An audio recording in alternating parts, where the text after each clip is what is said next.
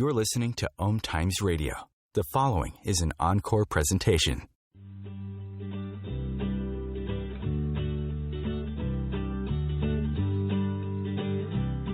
Welcome to Joy of Business with host Simone Milasas, a dynamic business leader with a difference. Simone has founded and operated many businesses from a young age and has always done business differently.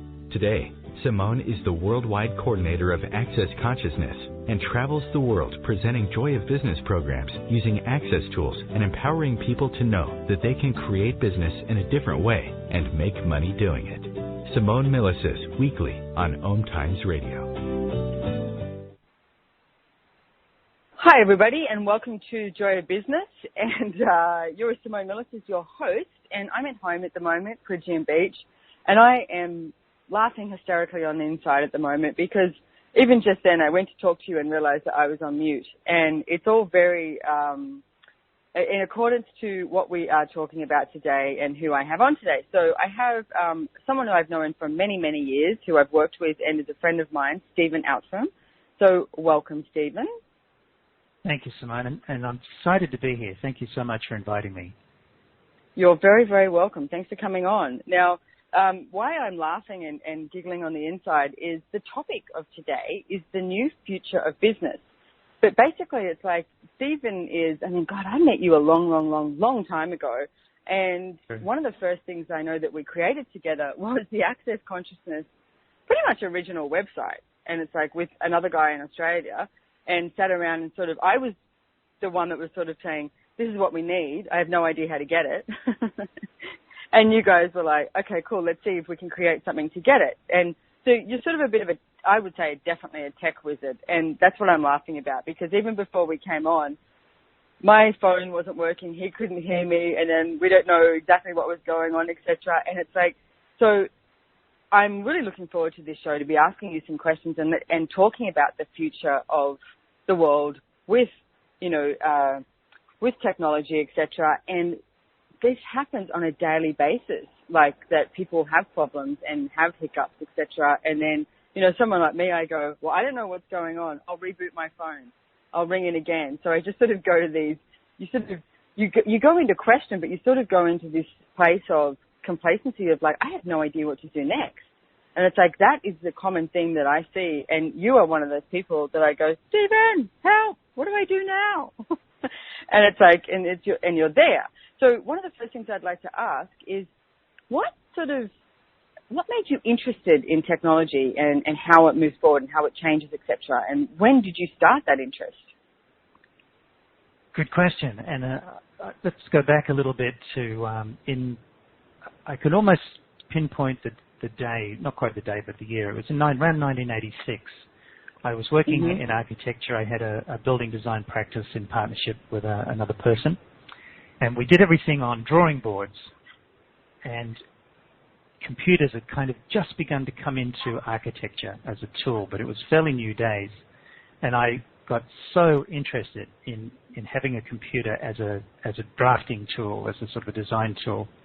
And my partner, Trevor, who I've known for many years and is a terrific guy, he had no interest at all. He enjoyed the manual sort of drawing on the drawing boards sort of idea. And along the way, a job magically popped up, and I was offered to leave that partnership with Trevor and move on to another job. And the magic carrot that they dangled was that it would be all computerized. So we went through a process of having a breakup, and that kind of was my beginning to playing with computers. And I kind of had a sense even back then that knowing about computers was going to be kind of a really key thing in how business was going to go forward and the sort of skills that I would need to take forward into the future. So kind of that's the first step. Even if you look at architecture, I mean, like we just got renovations on our house last year, and everything was computerized. And it was like how it was going to look, how it was going to be, etc. We didn't actually draw anything up. And it's like it was all on computerized of how we looked at it.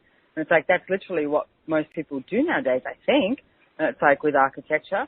So one of the things I want to ask you, because it's the Joy of Business, whole theme, when you said the breakup with Trevor, so he's your business partner, And this is something that I see people doing all the time. They won't split up from something that they know is going to create a greater possibility. They'll stick around. It's like being in a bad relationship. And it's like, better to have, a bad relationship than no relationship, which is definitely not what I would suggest. So can you talk a little bit about that too? Because I see people wanting to do that, and then they have all these reasons and justifications why they would not choose something greater. Like you were literally following the energy. That's correct. I was. And it's kind of, in hindsight, you see it very differently.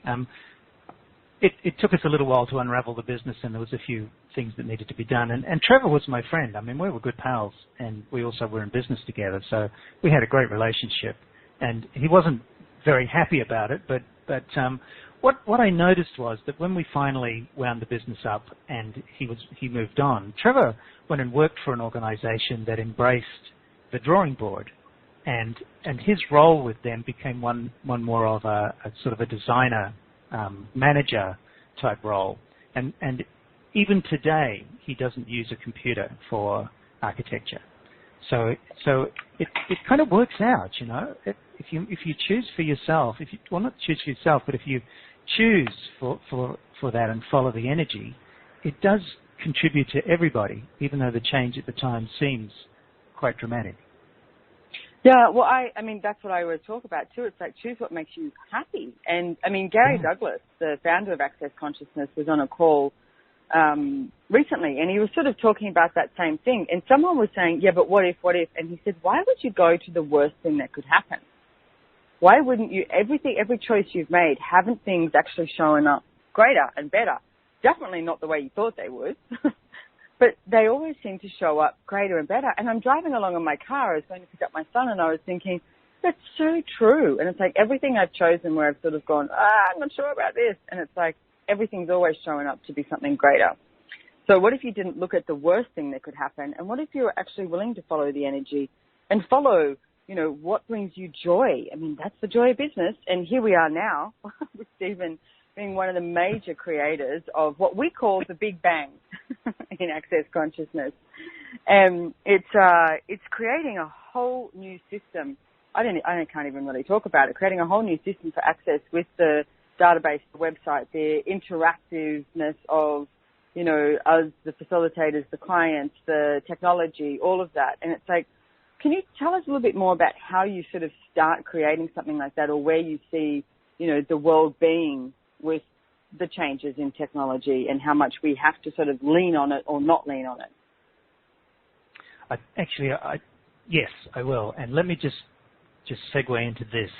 One of the really cool things that has been created with Big Bang was there was a conversation that I had with Dane here about when he first invited me to come and work on this project. And during the conversation, we became aware really quite dynamically that Big Bang was an energy, that it was an entity, that it had a presence, that it was alive in the world, and that we had not acknowledged it as that before. And it's kind of like if you'd been working away in the background, in the back room for years and years doing fantastic work, and nobody had ever realized what it was that you were doing. So nobody had come along and said, hey, great, we're grateful for you. And so this energy that was our website, that was our system, that was all of the technology that was working with us and contributing to the changes that Access Consciousness is being, was kind of sitting there in the back room going, hey, I'm here, hello. And we kind of didn't see it. We didn't acknowledge it. It was like, hey, this is just a computer. Let's do some work, And the moment that we had that awareness and did some processing and some work on that, this joyous energy of somebody, just like somebody being acknowledged and recognizing, sort of came out into the light, as it were, and the whole project just got so bigger and so spacious and so light. It was phenomenal. And that energy has continued to grow and be part of what we're creating with the new systems for access. It's really phenomenal. Well, one of the things I would have to acknowledge you on, Stephen, is the fact that you were willing to recognize that, because I know that you were the one that recognized that too. And if you look at, someone explained what was happening with our Access website. I mean, like I said, you another guy in Australia and myself sort of created it, I think about 11 or 12 years ago. So if you think about it, and it's got like the base, the structure of the size of, an iPhone 4. And then we sort of like toppled things on top of it. And then we toppled more things on top of it. And it's like the whole structure of it doesn't sort of support itself, and yet it has. And that's the energy that I get that you're talking about, is it doesn't sort of make sense that it hasn't toppled over when we've sort of put Band-Aids on it and tried to fix it up here and there, and yet it does work. So there is an energy that you can create with technology that is not just binary, not just linear, etc. Yes. Would you say that's correct? Yeah, and it has a presence, and it contributes not only technical things, but it contributes joy and energy to your business. And it's all of the things that you're using, that you're engaged with to create your business will create with you. And it's so much more expansive. It's such a larger possibility when you acknowledge it and you recognize that thing or that item or that energy that's been sitting there working away for you for years and years actually really, is alive. So let's do, exactly, that movie, He's Alive. Let's do that. Everyone listening right now that is sort of going, oh my God, this is crushing me. And it's like, I have no interest in technology, or technology overwhelms me, or whatever your point of view is about technology. Would you be willing to destroy and uncreate it? And everything of that is times a godzillion, right and wrong, good and bad, POC and POD, all names, shorts, boys and beyonds. And what if you could have technology actually contribute to your life and be a part of your life, and don't make it about your life? Like, I do see some people who sort of lean on it in the sense of, it's like if they don't have the technology, then they don't have them. And it's like, no, what if it was a contribution? It doesn't have to lead you, but it can be a massive contribution and make things a lot more easier. So everything that you've been unwilling to be aware of about technology and how it can contribute to you, and you can contribute to it, well, you destroy and uncreate it. Right and wrong, good and bad, POC and POD, all names, shorts, boys and beyond. So we've got, I almost wish we had like people dialing in here, because I know that people would have questions. But we've got about 40 more seconds left on this break. And so we will come back and talk more about the technology and how it can contribute to your life. And I do want to ask you some questions about, we've got here in our show description, robotics, genetics, and artificial intelligence are changing businesses that exist now and are creating new business possibilities, jobs, education, and industries for the future. So how can we use the changes that are coming to our advantage? So that's what we'll be coming back to in the next break. And I'm going to ask you, Stephen, about how we can use some of this to our advantage. And I also want you to explain to me, because I'm your layman. It's like, what is the robotics, the genetics, and the artificial intelligence besides seeing it on the movies? What does that look like? And it's like, so it doesn't become so scary, something that we can actually look at. And as I said before, it's like, what if it was a whole contribution all around? So don't go away. You're with Joy Business, Simone Milasas, and Mr. Stephen Outram, and we'll be back really soon. Thanks for joining us.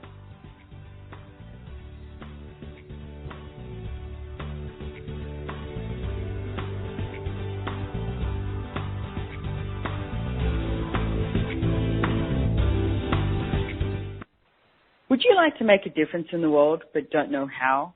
Do you think you'd have an easier time creating that change with or without money? Here's the thing. You have to be willing to value yourself and the services that you offer to start creating more money. My new online video course, Finding the Value of You and Your Business, is now online at udemy.com. Go to accessjoyofbusiness.com/Udemy special to get $20 off today.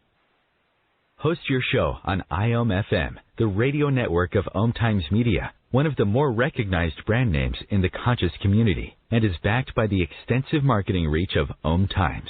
Hosting a show on IOM-FM immediately connects you with our extensive dedicated community. Circle of Hearts Radio is the sanctuary on the airwaves.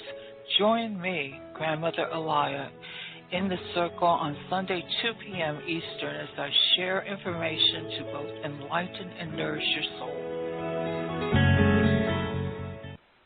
The number one reason girls drop out of school in sub-Saharan Africa is lack of access to feminine hygiene products. The Pads for Schoolgirls project, an outreach of Humanity Healing International, is changing this paradigm by setting up sewing programs at schools, teaching girls a vocational skill, while producing the reusable pads that help keep them attending classes. The girls pay it forward by making and giving pad kits to other girls in need. To learn more, visit humanityhealing.org. Humanity Healing is where your heart is. The cutting edge of conscious radio. OMTimes Radio. IOM FM.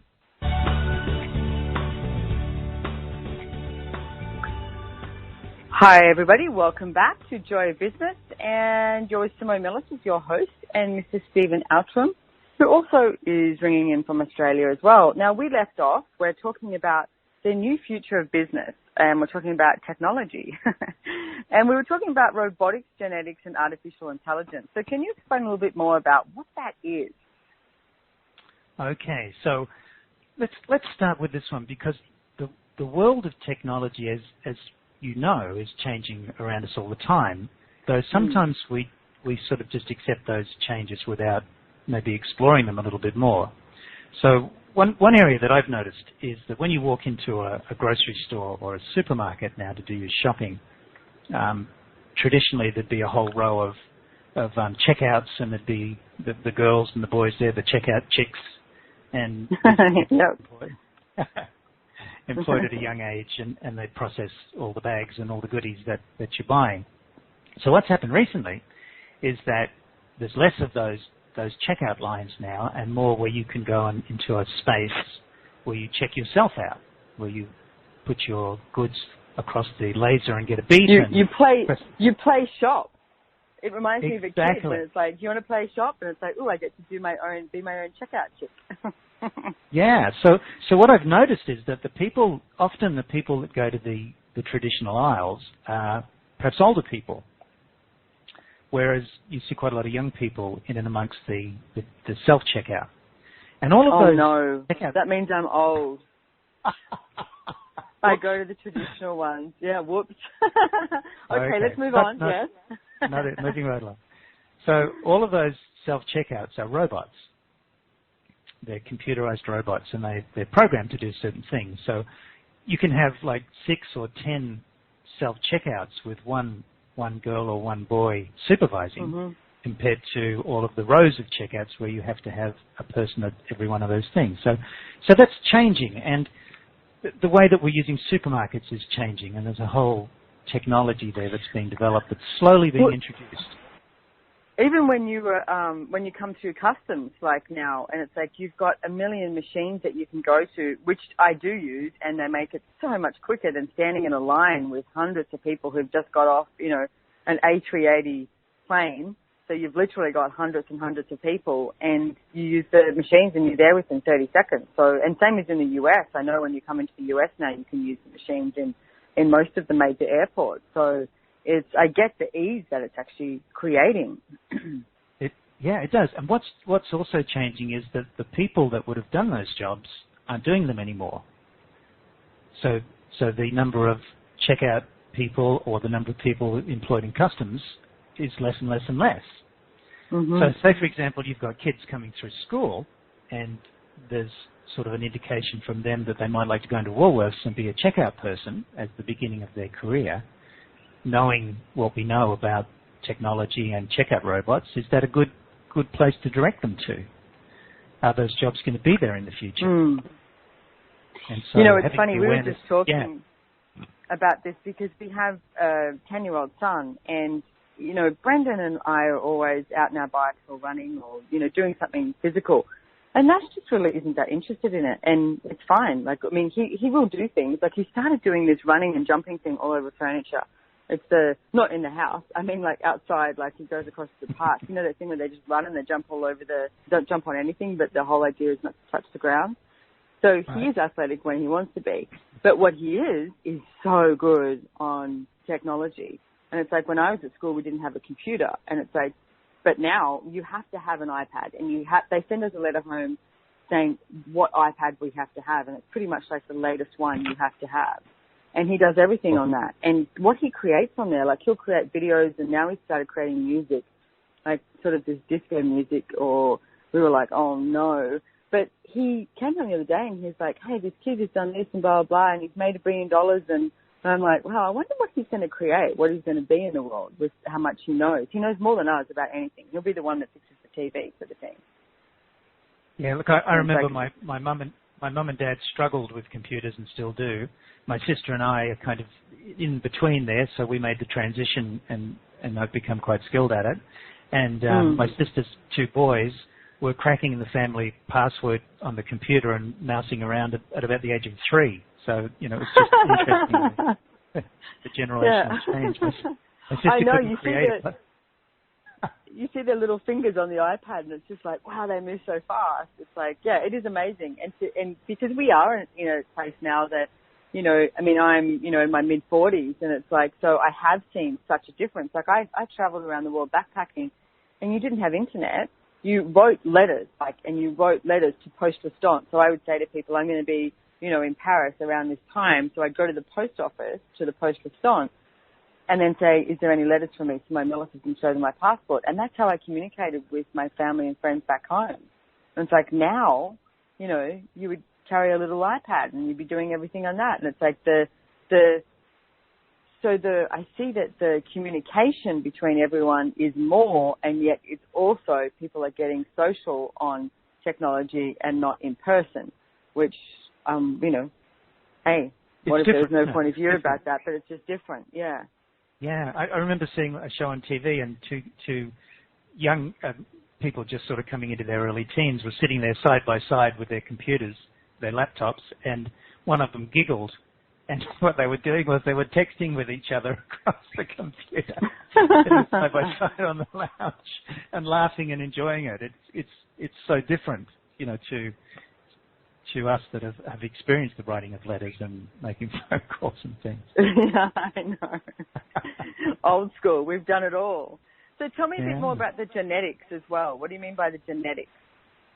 Well, it's quite interesting that it's been about 15 years since the human genome was discovered, and recently, a few years ago, the Australian company were the first to map the human genome, or the genetics. And so we're on the cusp of technologies now where, so for a little story, there was a guy who his family had a kind of a propensity, leaning towards heart attacks that had been prevalent in the family throughout some generations. And this guy decided that he was going to be so fit and take nutrition and do training and really look after his body so that he wouldn't be the effect of this line. And so he did a lot of running, was fabulously fit, fantastic physique. And at the age of 52, he fell over and died with a heart attack. And it seems that in that case, because the genetics of his family line were his genetics, that there was little he could do in terms of changing the outside, what you're feeding yourself. And so what's coming up in terms of technology with medicine is a whole new level of medicine where there will be changes made to somebody's genetics that eliminate that propensity to heart attack. And so if you kind of got that lead, and so we're on the cusp of this actually becoming a reality now, and what will happen is medicine is going to change, and doctors and healing and all of those sorts of things are going to change. And as a result of that, and hopefully will be great successes with it, jobs will change and businesses will change, and the businesses supplying businesses that work in this field will change, and people will be required to have different training and different skills and capacities to work in these areas. And so it's huge. And the effect. So it's really a matter of looking at the future of what is going to change. It's interesting though too when you talk about that, because access consciousness, Gary Douglas has been saying for years and years that you can change your genetics, and it's like we have a lot of body processes, etc. And it's like I get that it's almost like buying into the point of view that genetics exist within my body because of ABC, like what has been told to us, and it's like, instead of, and I always think it's funny that science comes out with something after Gary and says now we can prove it, and it's like, but what if you didn't have to look for the proving of it? And it's like, what if you could change your genetics even just now? And it's like by asking your body to change the genetics, and it's like not buying into the limitations of this reality, because I see that that's a huge limitation of this reality as well, buying into the genetics. Absolutely. It's kind of like science will come along and find a mechanical or scientific way to change that genetic.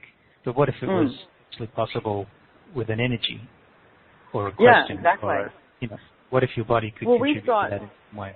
Yeah. I mean, we've got a guy in America, Dr. Fennon, who is a lovely man, brilliant man, and he's doing a whole, scientific research now on access consciousness bars, which is a hands-on process that we do. And if you haven't had your bars run, and this is the first time you're hearing about it, please look up the accessconsciousness.com website and find somebody local to you and get your bars run. It's one of the best things you'll ever have.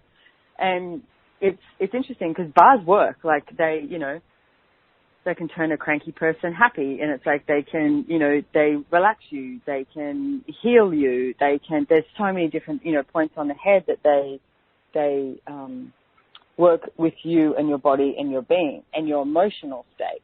And he's doing this whole scientific experiment proving that it actually works, and proving that if you gift the bars, that you receive pretty much just as much as the person receiving the bars, and how all of that works and the energetics of it all. But it's interesting because I know that once that report comes out, bars will become more. Yet we already know that bars work.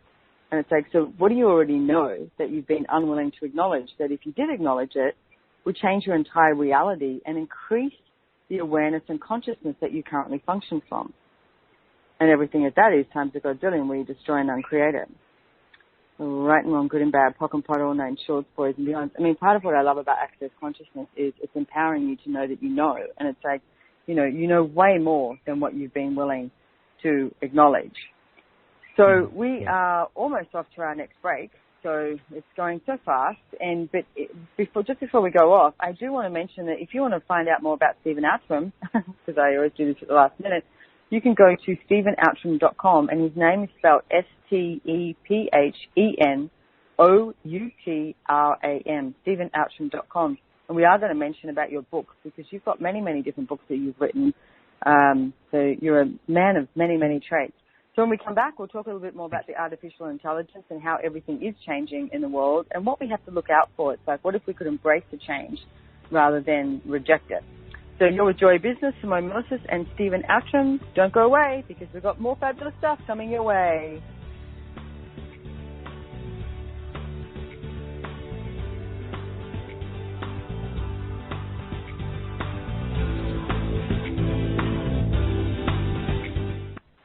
Have you ever wondered how to change your love paradigm?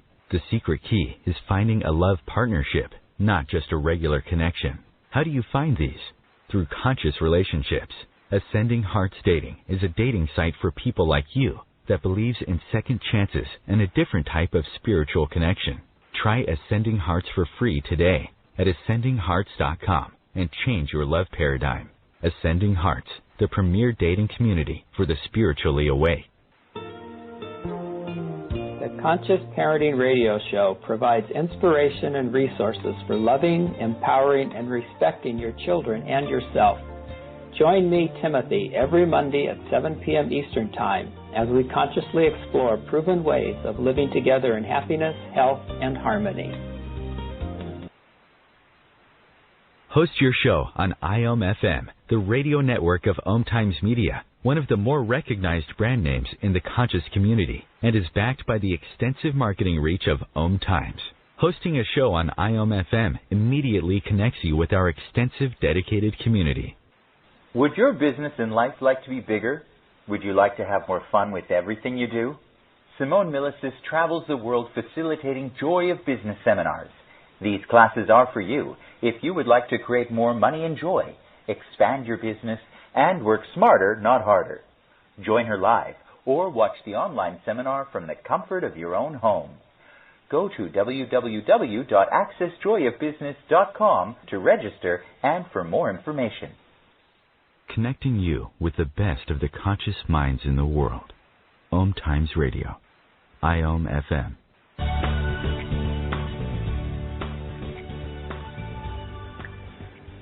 Hey everybody, welcome back, and you're with Simone Milasas on Joy Business. Access joybusiness.com if you want to find out more, and with Stephen Outram. And we are going to talk about his books, but I just want to finish what we're talking about here with the robotics, genetics, and the artificial intelligence as well, and how it is changing our businesses. So can you talk more about the artificial intelligence and what you see as the changes and how we can embrace them? Right. Well, let's have a look at what this is, because it's a most interesting thing. It's been around a long time in various ways, but artificial, sort of, if you think of 2D intelligence, it's perhaps something that your computer does, where you press a key and something happens. So action. Okay, so artificial intelligence is kind of like a 3D action where you give a piece of information, there's another piece of information, and then intelligently the machine surmises something or pulls it together and has a third element to it. So, for example, if you've got it might look something like this. If you were a child and you stuck your finger in a fire, you get burned. So you got that message, and then then somebody's smoking a cigarette, and you go along and touch the end of that, and you get burned. So there's two things, and then the thing that you kind of pull together as that three-dimensional part is you look at the stove where your mum's cooking the dinner, and you don't touch the element because you already know that it's hot and that it'll hurt. So you kind of use the 2D parts and pieces to create the third awareness. So artificial intelligence is kind of like that. And so any job... Except it's a computer doing it. Right, yeah. So it has a method, a way of actually creating that third little piece of information, which computers don't do at the moment so much. So any kind of job where it requires a human being, but there's a repetitive element to it, could become something that an artificial intelligent robot could take care of. And so what we've got to be aware of is kind of get an awareness of how that technology is going to change our businesses, jobs that are available, and education that's going to be required in the future. So it's not so much necessarily that you have to go off and study and learn everything about artificial intelligence, but more that you've got to have a look at what change that's going to bring and be aware of the future that it creates. So what do you see that being? Like, do you have a few examples of what that could be like? Well, one of them and is when you the talk checkout. about it, I think of the Jetsons. Do you remember Jetsons? The cartoon. Do you remember that? I used to love the Jetsons. And it's like, and they would go get their breakfast and it would come out of the wall, but it wasn't a very good breakfast because it would just be like a little tablet that they would eat. But they would have the robots that would take care of them, and then they'd have the little cars that flew in space, and something about that was very appealing to me. Right, good. Well, a good example that we all know is the ATM machine. Previously, you'd go into the bank, you'd have your passbook, you'd go to the teller. What the teller would do is have a look at the details, take the information, take some money out of the drawer, do the accounting, give you the money, give you your book back, and it was done. Nowadays we go to a machine because there's a certain repetitive element to that job of being a bank teller and giving people their money. And so that's been handled now by an ATM, and banking looks very different than it did some years ago.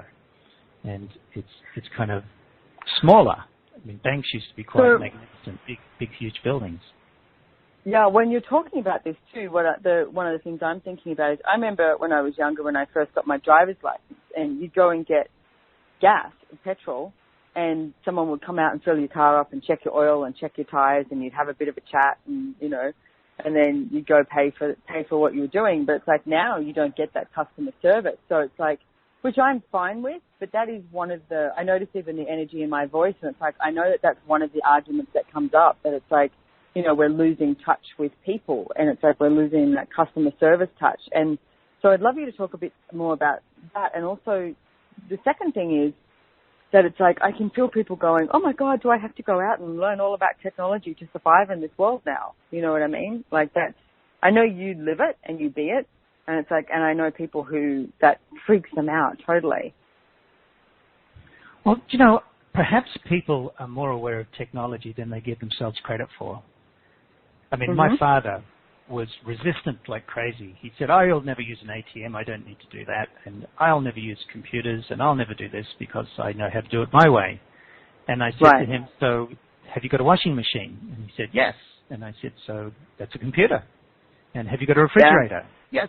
That's a computer. So there's already a whole bunch of things that we're using and interacting with and working with that's technology that we don't even think about. We just do it, you know. So it's just become normal. So could you expand that capacity and that awareness and that you have to involve more technology just as easily? It's cool. Just, okay, I like that. Yeah. So everyone that is listening that's freaking out about it and going, oh my goodness, how do I embrace the changes that are occurring? And it's like, what if you expanded your awareness out and actually asked to be the space and allow technology to contribute to you and you to contribute to it, and everything it doesn't allow that to show up, destroy and uncreate it, right and wrong, good and bad, pock and pot, all names, shorts, boys and beyond.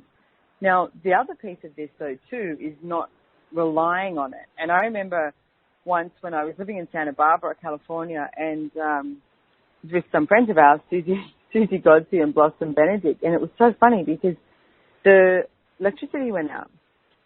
And we were literally like, oh, and it's like, so you have no internet, and it's like we had our phones. It was about 2 or 3 days. I can't remember what happened. The main thing I remember is we had no electricity. Like Santa Barbara was down, you know. Mm-hmm. And it's like, so we were like, well, we have our phones as long as they last, like the battery lasts. And we were literally looking at each other like, well, what do we do now? And it was so interesting to see how nearly every choice you make somehow relied on a piece of technology. Like the electricity to make it run or make it work or whatever that was. And it's like, so it's sort of like that fine line of not letting it run your life, but letting it contribute to your life. Yes, and it seems to me that there are things that require people and some things that technology does well. For example, here in Australia, we have a big telephone service provider called Telstra, and they did some things years ago to introduce, when you ring them up, you're talking to a voice, and you have to press buttons or say things, but it's kind of a robotic voice. And I've always found that frustrating and just weird. And I told them one day, early on, that if you continue to bring in this technology, I'm going to change service providers because I hate ringing you up. They didn't take any notice, but then in comparison, my bank has specialized in having people available on phones to talk to you. And when I ring them up and you get a person, things can get handled really quickly, and it's nice that way. It works well. So it's not that everything is going to go to technology. I think things will be experimented with and certain things will be tried, but I think what will happen is it will become obvious, as it must do to Telstra one day, that it doesn't really work to have, sometimes you need to talk to a person. A lot of times you need to talk to a person. And as a business, you need to provide what your customers require. We're having a terrible time with Telstra at the moment with our internet. So, yes, let's not talk about that. So what else do you see is required to embrace the changes with technology? Well, you asked me a little while ago about the Big Bang Project, and I think that's a good example. I kind of sidestepped that onto something else. But one of the things that has worked wonderfully well for me with this project is to ask the project to teach me everything that I know about it, everything that I require to know to facilitate it and Access Consciousness, the business, and what we're trying to create for the future. And the future, will it teach me? Will it, empower me, facilitate me, whatever's required here, so that I get that I can work with it. And it's been quite amazing how, I started this project with not a lot of idea or a lot of experience of the software we're using, but in talking to the software, in talking to the technology, and it's kind of not like you have a conversation where you say, hey, how you going today? How's the wife and kids? It's not quite that conversation, but it's more just saying, hey, I'd like to contribute to you too, and together we've got a lot of cool things to do. So, what do I need to know here? Or if you get stuck somewhere, to actually ask getting into the curiosity and the question of the thing rather than getting into the resistance of it, and is tremendously useful. And I've had various things that have happened where information has just come along, and Gary's talked about this often, where somebody will say something and you go, that. That's what I was looking for. Thank you. Out of the blue, almost. Yeah, it's true. No, I like the way you're talking about it because it's got that energy of working with technology, working with the robotics, working with your computer, working with everything, all the programs, etc., rather than working as a separation. And it's like, I wake up in the morning, like this morning I was lying in bed and I was like, okay, so what's required of me today? And I always ask questions, and it's like, and, sometimes it might be on my computer a lot, or, doing something, fine-tuning something, or it's ringing someone or whatever. But it's like, if you include the technology in it, then you will have more awareness and you'll have more consciousness of what's actually required, rather than functioning from judgments and the limitations and the conclusions. So all the conclusions that you currently have of technology, we destroy and uncreate it, time to go see them, right and wrong, good and bad, pock and pot, all names, shorts, boys and beyond. And what if you could create your life with ease, joy and glory, with the future, the new future of business with technology, and everything it doesn't allow you to embrace and be that energy where you destroy and uncreate it. Right and wrong, good and bad, pock and pot, all names, shorts, boys and beyond. All of life comes to us with ease, joy and glory, even in technology, the mantra of access consciousness. I like it. And when we come back, I actually want to talk about your book, one of your books. You've got 7 books out. And one of the books I want to ask you some questions about is the first 5 years, which is interesting because when we're talking about change with technology, we're also talking, this whole book is about massive amounts of change in people's lives. And it looks really cool. I'm really interested in it. So I didn't know you had these out until today. So I want to ask you a couple of questions about that. But I think we're almost at a break. But in the meantime, if you want to find out more about where you can find Stephen's books, you go to StephenOutram.com, StephenOutram.com. And if you also want to find out more about Access Joy Business and the classes that I've got coming up, if you want to come to Paris and Turkey, I'll be there. Istanbul and Paris, why not? And Copenhagen later in the end of the year. And we've got Denver. I'm actually coming to Denver, Colorado, and it's the only class that I've got happening in the U.S., and it's in September, early September. It's from the 1st to the 3rd of September in Denver, Colorado. So come and join us. Come and play. AccessJoyOfBusiness.com. So we're going to be heading off to a break, and don't go away because you're with Stephen Outram and Simone Milasas on The Joy of Business. And we're talking about change and the future, the new future of business. And I'm going to bring in his book, The First 5 Years, which looks awesome. We'll be back really soon.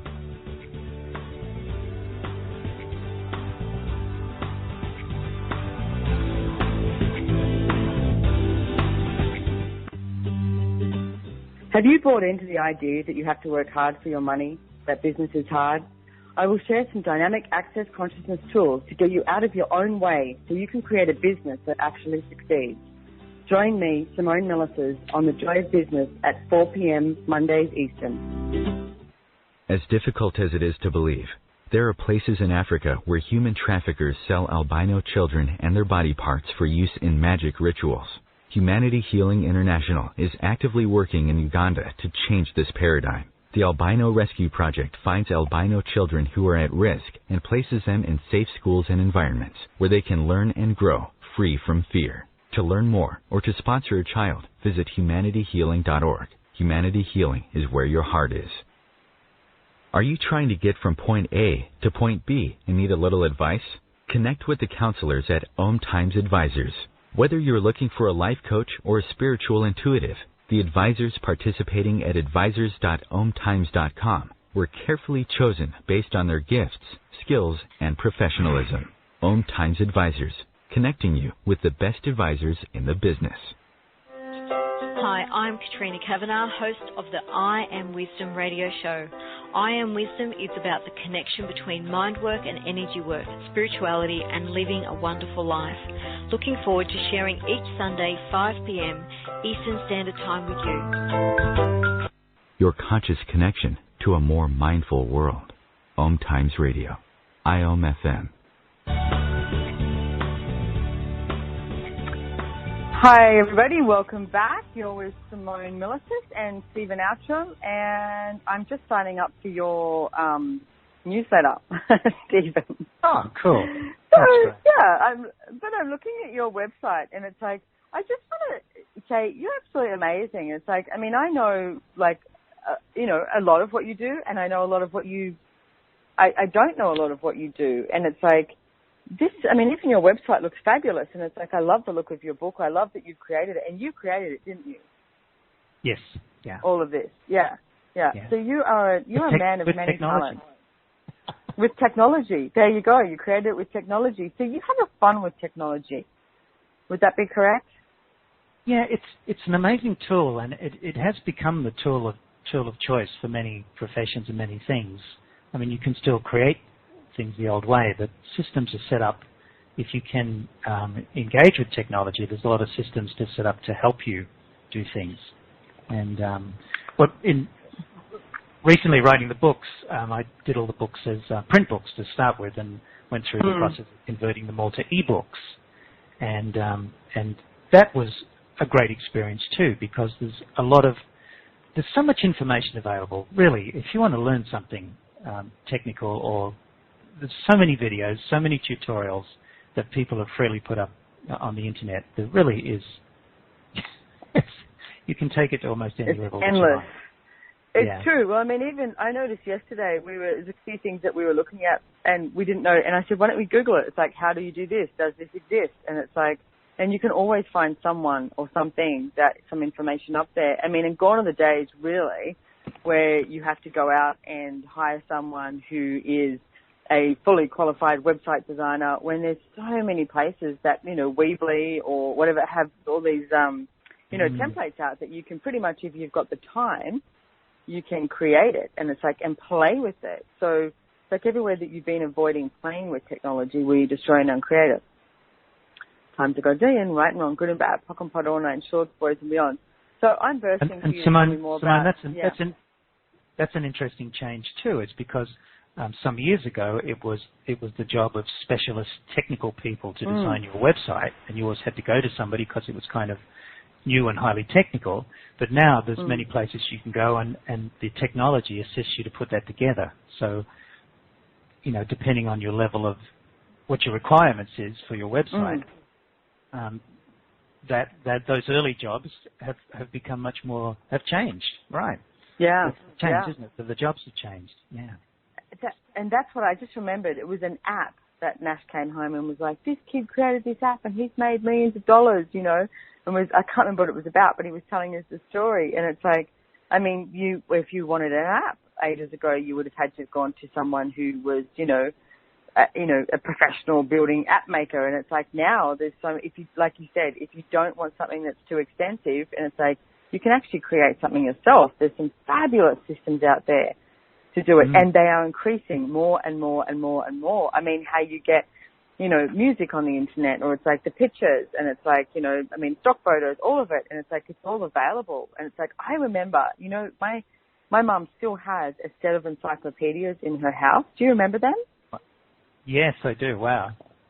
Yeah, I know. And I always remember doing assignments for school, and Mum would be like, look up the encyclopedia, and I'd go look up the encyclopedia, and you'd have a set, and there was a salesman that would come around and sell you the set of encyclopedias, and you would get an update like every couple of years or something. And so if you're doing, an assignment on South Africa or something, you'd look up the encyclopedia. And the funny thing was, you always could get done for plagiarism because all the teacher had to do was look at the thing and go, oh, you've just copied that out of the encyclopedia. Whereas nowadays, there's so much information on the net, it's like you can play with it. But now you Google it, and it's like, I'm always saying to my son who's, asked those questions, I'm like, well, and the funny thing is, especially if I don't know it, I'm like, well, why don't you Google it? And then I go, now read it out, practice your reading, because I have no idea what the answer is, but it's like, that's my way of getting around it. Now, you need to search this for yourself, Nash, Google it. So these are lines you too can use with your kids. So, Stephen. How cool that the word Google has become synonymous in language now, that business has had such a reach into everybody's lives that it's kind of, in my parents' day, it would have been Hoover for the vacuum cleaner. Yes. Yes. Yeah. That's quite an impressive thing for a business to have that much effect on a global scale. Totally. I mean, and that's the change that we're talking about. And it's like, so you're willing to be with the changes and use them to your advantage. It's like, you know, just even ask. And it's like, you don't have to work that out. It's just ask. Okay, so how can I use this to my advantage? I mean, how can I use, you know, Google or the internet to my advantage? And it's interesting because our internet's so bad at the moment and we are having problems. It's driving us crazy because everything is taking so long. You don't realize how often you require it and you require the speed of it. So actually, you know what? I'm going to start asking more questions and start coming from, not from a resistance energy, from an energy of contribution. It's like, what would it take for our internet to change and speed up and work with us? And everything it doesn't allow that to show up, I was trying to create it. Right now, good and bad, pop and pot, all nine shorts, boys and beyond. So I'm on your website right now, StephenOutram.com. And I've got the first 5 years, Port Hedland, 1965 to 1970. Most of the listeners on this show, I think, are mainly from the US. So you might want to explain Port Hedland for starters. To me, I just go, wow, Port Hedland. And it's like, and I see that you've got these first 5 years is based on your family, is it? That's right. Actually, I'm so glad that you went to that one. I love this book, and for various reasons I'll explain. There's quite a lot of joy that I've gained from this book. And but the basic idea is my family, we immigrated to Australia in 1965, and unlike a lot of people who went to the capital cities, my dad and mum took us up to a little town called Port Hedland, which was about 1,600 kilometres north of Perth in Western Australia, and we're talking remote. We're talking a tiny community, no radio, no television, no fresh milk, limited fruit and vegetables, kind of... And hot. And hot as Hades. My goodness, it's hot. And if you came from England, that's why I'm laughing. We left England on Boxing Day, so that's kind of like right there in the middle of winter. Right there in the middle of summer. So it was a huge change, so that's an adventure, and that's part of what the book is about. But one of the things was, a few years ago, my dad wrote his story, his memoir, if you like, of that trip, because it was quite a big deal for him. And I read that, and I realized as I read it that I didn't know some of these things that he was writing about, that even though I'd been there as an 8-year-old boy, I didn't know lots about him and what he'd gone through and what he was creating and what his dreams were. And it's like we'd both been in the same place, living a completely different life. It was the strangest thing. And so what I did was, in the book, is I've rewritten his memoirs, but I've also woven my 8-year-old recollections in there as well.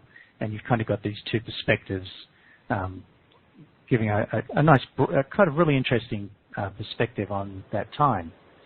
And one of the lovely things that happened, and this applies to technology, it applies to lots of things, is we learn so much from our parents. We learn points of view and perspectives and conclusions and all sorts of different things. And I'm not saying that I don't love my parents and I'm grateful for what they provided, but we do tend to think of them as being God as a young kid. And my parents' view on this trip to Port Hedland was that it had been terribly hard. It was a hard time in their lives. They worked hard. They were in awkward, difficult conditions, and my mum hated it. And so what I realized was that I had the point of view that my childhood had been harsh and hard and difficult and awkward and terrible. And when I wrote that book and wrote my story and explored all of that, and when I got onto the wonderful Google and Google Earth and went and found my old school and some places, our old house and things like that, and the beaches that I used to play on, I realized that I'd had a wonderful time in that place, that the whole experience for me had been joyful and exciting and interesting and fabulous. And in the process of writing it, I gained back the joy of my childhood. And what I've realized is that while my dad and mum have taught me a lot of really cool things that I still use today, you really have got to have your own kind of your own perspective on life, your own awareness of what actually works for you, and not buy into other people's points of view and about life, about business, about anything. And that was really the great gift that came from the book with me. And I cried when I found my old school. I love that school. Yeah. You know, that's so cool. Yeah. And thanks to Google Earth, you can. Yes. And I walked around Port Hedland using Google Earth to explore how I walked home from school and what had changed and what was still there. So using the technology gave me a whole bunch of resources to play with. And, for me, I really don't care if anybody buys that book. I love reading it, and it works for me. So, but it's a great story. Yeah. Yeah. No, I think I'm going to purchase it though. Yeah, but I like. Yeah. No, I love that, and thank you so much for bringing that up, because it's like I'm so sure that there's so many people out there listening today that have that same sort of thing. It's like, what points of view, like you said, do you have about money? Do you have about business? Do you have about joy that aren't even yours? And it's like, I remember my parents fighting about money at one stage, and they were fighting about money, and my brother and I were really little, and we went into our bedroom, and he got his favourite toys and I got my favourite toys, and we went upstairs and said, look, we can sell our toys and create money for you, like have money for you. And Mum and Dad looked at us and went, oh. And they realised that what they were fighting about was totally, this affecting us. Like, we were like, oh, we have no money. Here, look, we'll sell our favourite toys. Because as kids, we were sure that our favourite toys were going to gather so much money, Wow. So we've got about 30 seconds left. So I really want to thank you, Stephen, for coming on the show. And it's like, it's been absolutely brilliant. I've had a lot of fun with you. And I invite you to go check out Stephen's website, StephenOutram.com, and maybe download that book. Maybe you'll make lots of sales. And it's like, because I love that you wrote it about your father and integrated the 8-year-old's point of view as well. And it's like, what if we could do that with all of our lives? Yeah. So thanks for joining us. Thank you.